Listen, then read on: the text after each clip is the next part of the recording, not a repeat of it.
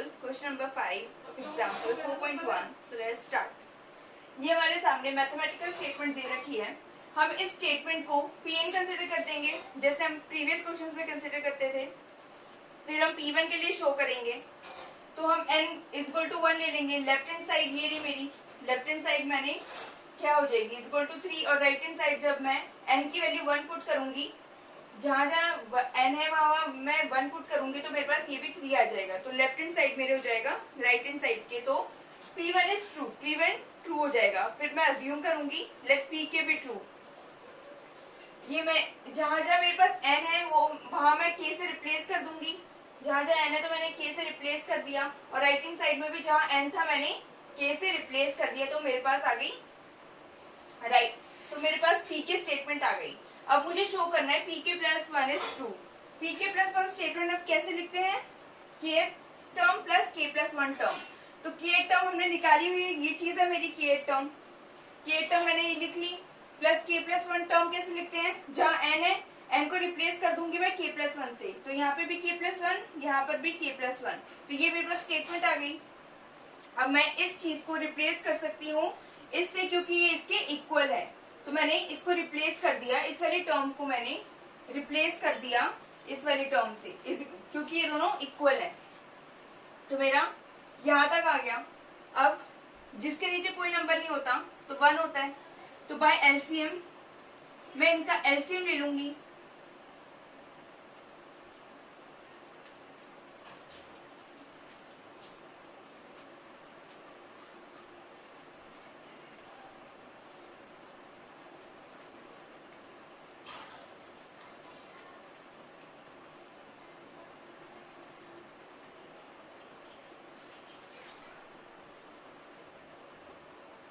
तो इतना सॉल्व करने पर मैंने ये एलसीएम लिया तो मुझे ये मिल गया.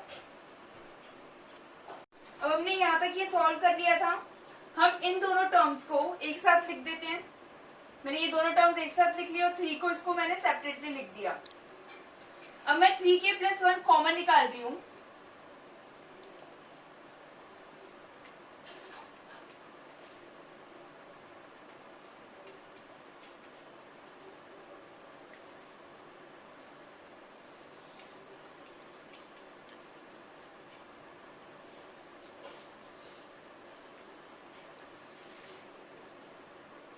मैंने क्या किया इसमें, ये मेरे पास टर्म ऑलरेडी थी जो मैंने निकाली थी. फिर उसके बाद मैंने ये दोनों टर्म्स एक साथ लिख ली और फिर 3 को मैंने सेपरेटली लिख लिया और 3k प्लस 1 कॉमन निकाल लिया. तो मैंने सॉल्व करने पर मेरे पास ये चीज आ गई. अब मैं इसको सॉल्व कर रही हूँ, इस चीज को सॉल्व कर रही हूँ मैं.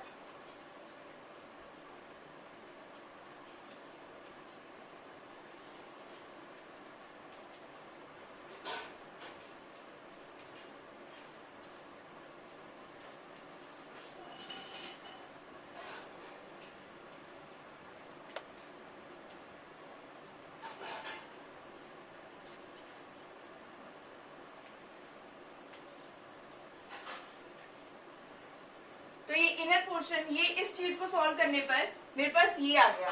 अब मैं इसमें से 3 कॉमन निकाल लेती हूँ.